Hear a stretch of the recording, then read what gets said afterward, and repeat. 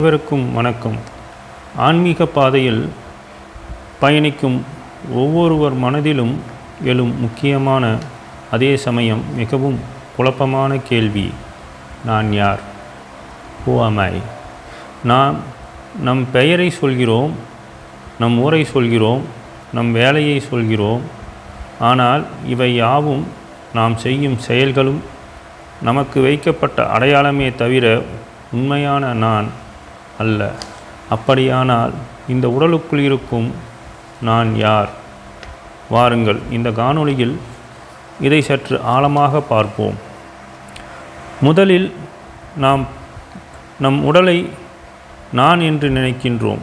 இந்த உடம்பு தான் நான் அப்படின்னு நம்ம எல்லாருமே நினைக்கிறோம். ஆனால் யோசித்து பாருங்கள், குழந்தை பருவத்தில் இருந்த உடல் இப்போது இருக்கிறதா? இல்லை. செல்கள் மாறுகின்றன, தோற்றம் மாறுகிறது. உடல் என்பது நாம் தங்கியிருக்கும் ஒரு கருவி மட்டுமே. ஒரு சட்டை பழையதானால் எப்படி மாற்றுகிறோமோ அதுபோலவே இந்த உடலும். எனவே அழியக்கூடிய இந்த உடல் நானாக முடியாது. சரி, இந்த உடல் இல்லை என்றால் என் எண்ணங்கள் நானாகுமா? ஒரு நிமிடம் அமைதியாக அமர்ந்து கவனித்தால் எண்ணங்கள் மேகங்களாக வந்து போய்கொண்டே இருப்பதை உணரலாம். இப்போது மகிழ்ச்சியாக இருக்கும் மனம் அடுத்த நிமிடம் சோகமாகிறது. மாறும் தன்மை கொண்ட எதுவும் நிலையான நான் அல்ல. எண்ணங்களை கவனிக்கும் அந்த சாட்சி நான். ஒரு எண்ணம் வருது, அதுக்கு அடுத்த நிமிஷமே, அடுத்த ஒரு செகண்டு கூட மாறல, அதுக்கு அடுத்தது இன்னொரு எண்ணம் வருது. எண்ணங்கள் மாறி மாறிக்கொண்டே வந்து கொண்டிருக்கின்றன. ஆனால் இந்த எண்ணங்கள் எல்லாம் நாம் இல்லை, நான் இல்லை.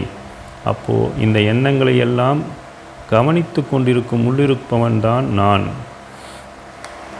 நான் சாட்சியாகத்தான் இருக்கின்றேன். சாட்சிதான் நாம், அதாவது ஆன்மா. அந்த ஆன்மாதான் நான். வேதமும் மகான்களும் சொல்வது என்னவென்றால், நாம் இந்த உடலோ மனதோ அல்ல, நாம் அழிவற்ற ஆன்மா. இங்கே ஒரு சூட்சுமத்தை நாம் கவனிக்க வேண்டும். இந்த இடத்தில் நாம் ஒரு சூட்சுமத்தை நாம் கவனிக்க வேண்டும். இந்த உலகில் இன்ப துன்பங்களை அனுபவிப்பது நான் என்று நாம் நினைக்கின்றோம். ஆனால் உண்மை அதுவல்ல. நான் அனுபவிப்பவனும் அல்ல, அனுபவிக்கப்படும் பொருளும் அல்ல. நான் வெறும் சாட்சி மட்டுமே. உதாரணத்திற்கு, ஒரு திரையரங்கில், அதாவது ஒரு சினிமா தியேட்டர் எடுத்துக்கோங்களேன். ஒரு திரையரங்கில், அந்த திரையில் ஒரு படத்தில் தீ விபத்து ஏற்பட்டால் திரை எரிவதில்லை.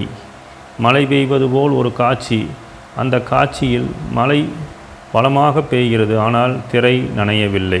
திரை எப்படி சாட்சியாக இருந்து எல்லாவற்றையும் காட்டுகிறதோ அதுபோல் நம்முள் இருக்கும் இந்த ஆத்மா எதாலும் பாதிக்கப்படாமல் எல்லாவற்றையும் நமக்கு காண்பித்து கொண்டிருக்கும் ஒரு சாட்சி உணர்வு. சாட்சி உணர்வு மட்டுமே. ரமண மகரிஷி அவர்கள் எப்போதும் சொல்வது, உன்னையே நீ விசாரி என்றுதான் அவர் எப்பொழுதும் தன் சீடர்களுமாகட்டும் எல்லோரிடத்திலும் அவர் சொல்வது, உன்னையே நீ விசாரி. மற்றவர்களை பற்றி தெரிந்து கொள்ள துடிக்கும் நாம் நம்மை பற்றி தெரிந்து கொள்ள தவறிவிடுகின்றோம். நான் யார் என்று நமக்குள் தேடத் தொடங்கும்போது அங்கு அமைதியும் ஆனந்தமும் மட்டுமே மிஞ்சி இருக்கும். எப்பொழுது நம்முள் சென்று நம்மை நாம் அறிய முற்படுகின்றோமோ அப்பொழுது நமக்கு ஆனந்தமும் மகிழ்ச்சியும் கிடைக்கும்.